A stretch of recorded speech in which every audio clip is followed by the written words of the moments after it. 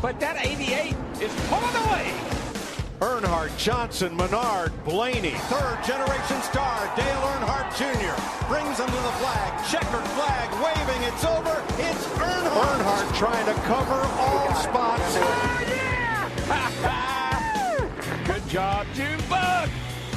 Dale Earnhardt Jr. Checkered flag at Talladega. Why is this one so much fun? Because your grin told so many stories on your cool-down lap. It's just real emotional. I haven't won here in a long time. My daddy's birthday a couple days ago. Just real emotional, man. My nerd world. That audio you hear in the intro is actually from last year's race.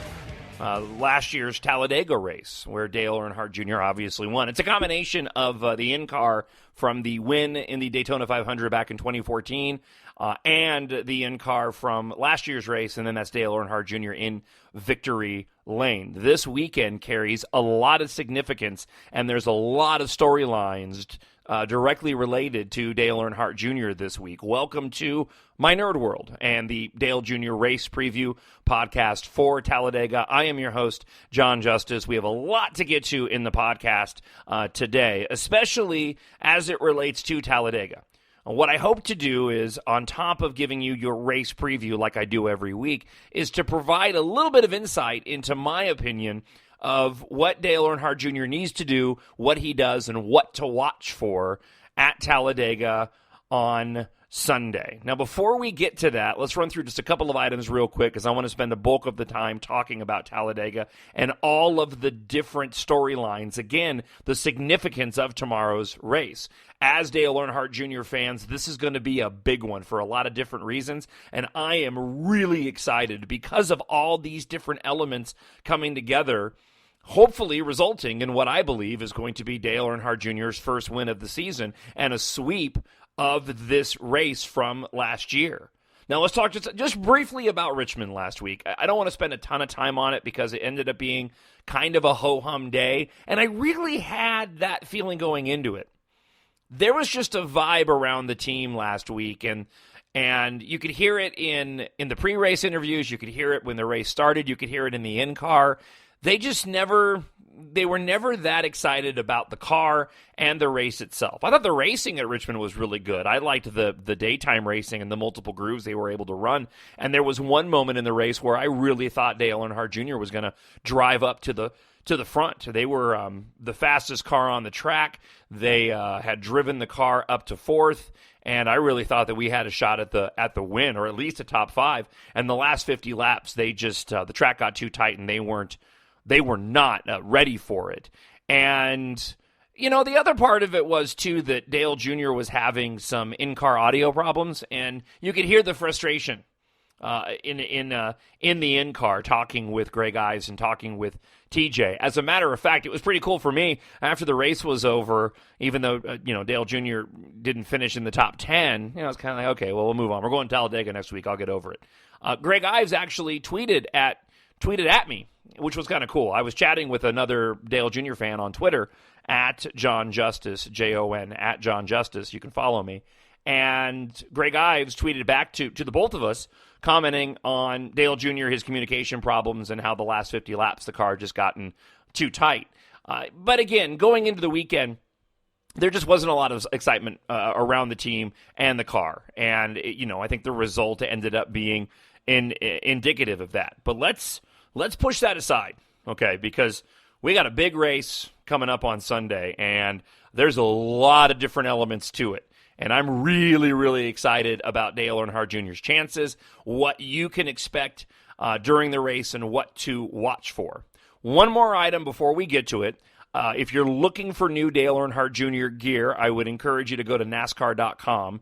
There doesn't seem to be anything new at DaleJr.com, but at NASCAR.com, they have quite a few new arrivals, especially if you're in the market of phone case covers. If you listen to last week's podcast, I'm a geek, I'm a nerd, I'm a little obsessed when it comes to Dale Jr., and I like to express my fandom. And I like to do it in unique ways. I like having socks along with T-shirts and the hat. I like having things like phone covers. Items like that I think are cool. They're very different and distinct. And if you go to NASCAR.com and you go to their newest arrivals, they have several different options for iPhones, Galaxy S6 phone cases as well. There's also a credit card power bank. If you use your phone a lot and you bring around or are in the market to get a portable charging device or a portable power box that can double as your credit card holder, there's a really cool one that all these cases have the Dale Jr. standard nationwide paint scheme on them. There's also a few new women's items in terms of clothing and some new men's T-shirts as well. So it looks like they've added quite a few items in the past week or so. So if you're in the market for some new Dale Jr. gear, you can go on by NASCAR.com. I would encourage you to wait until Dale Jr. wins Talladega on Sunday and then go buy all the Dale Jr. victory items. That's what I say you should do. But at DaleJr.com, I will say this. There are items that you can buy for Dale Jr.'s victory in the Xfinity race last week. Those are available at Dale Earnhardt Jr.'s website, DaleJr.com. So go there and check it out. So let's talk about Talladega. Let's just get right into it. I love this racetrack. I've been to Talladega several times and seen Dale Jr. win there several times. I actually saw 2 of the 4 in that sweep that he did, where he won 4 Talladega races, in a row. And it holds special significance for me because Talladega is one of the first, I think it's the first race that I ever took my father to. And I'll be honest with you, it was Dale Jr. won that day. I'm 99% sure he won that day. Either Dale Jr. or Michael Waltrip won that day. I remember it was significant because my dad was a Michael Waltrip fan when he was driving for DEI. And I'm pretty sure one or the other won that day.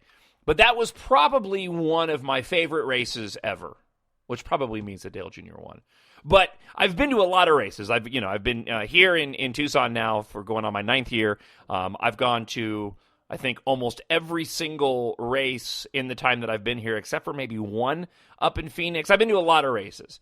And a lot of fun races. But that one Talladega race back in 2002 or 3 with my dad is probably my favorite and the one that I will always hold near and dear to my heart. So Talladega has special meaning for me and my family as well.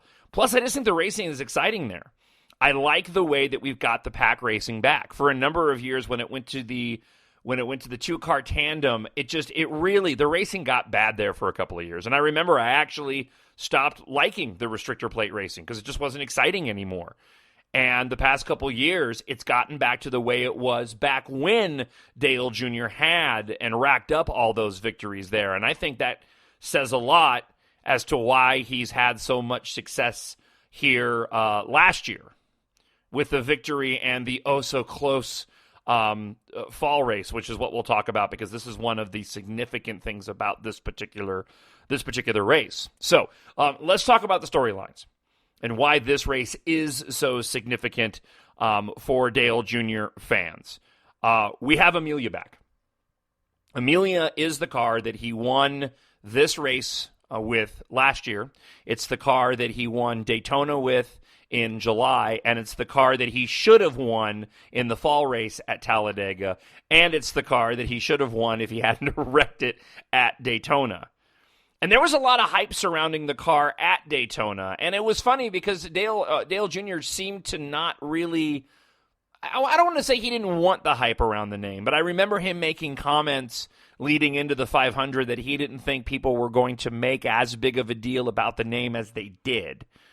And saying, I didn't think it was going to be that big of a deal. But it was a major storyline heading into the Daytona 500 because the car had been so successful. But I'm a firm believer that everything happens for a reason.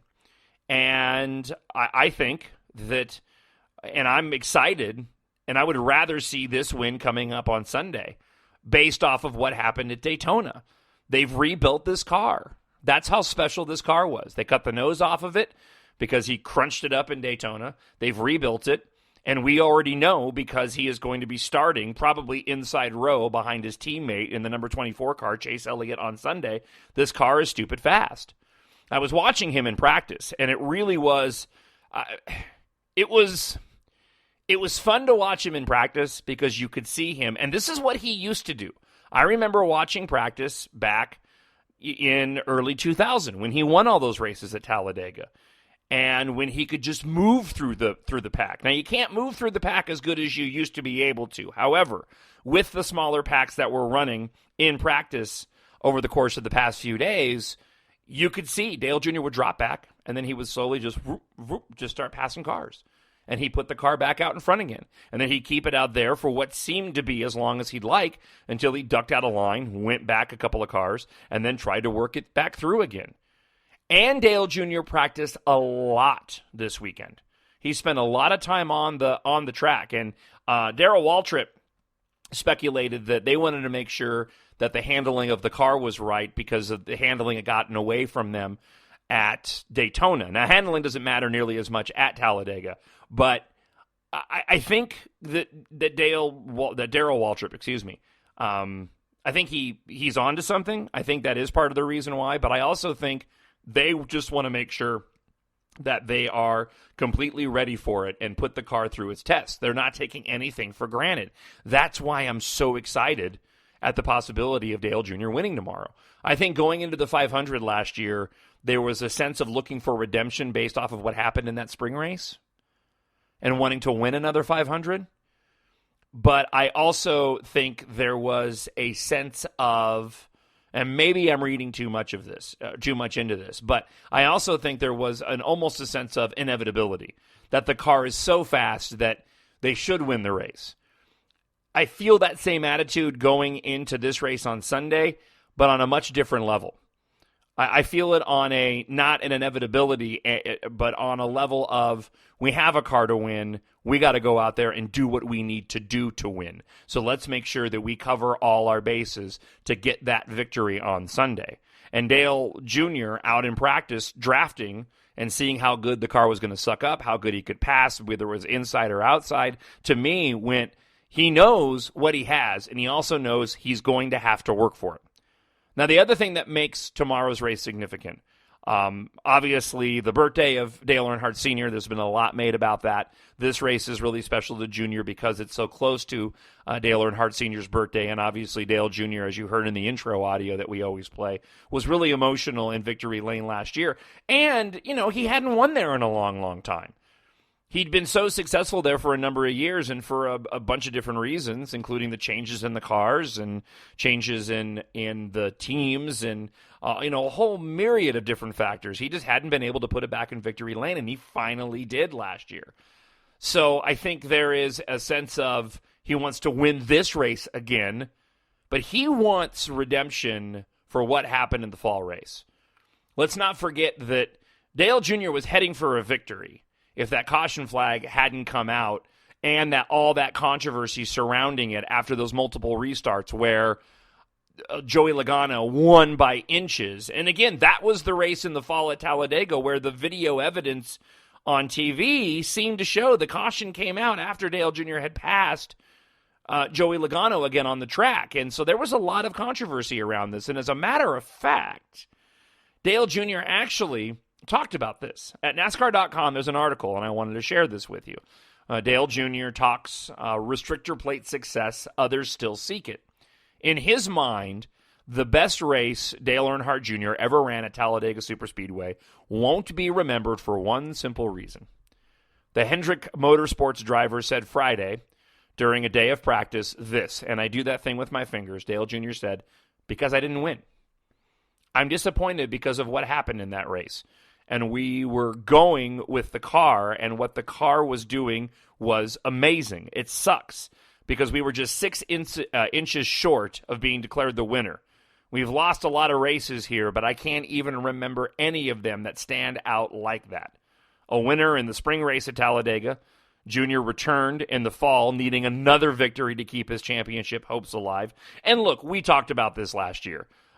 Having that race robbed from him and robbing him of the chance to move on in the chase. If you do well in the other races, then that doesn't matter, right?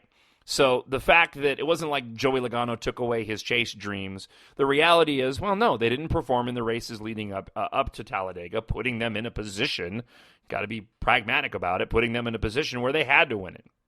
Although he led a race-high 61 laps, officials determined the 22 was the lead.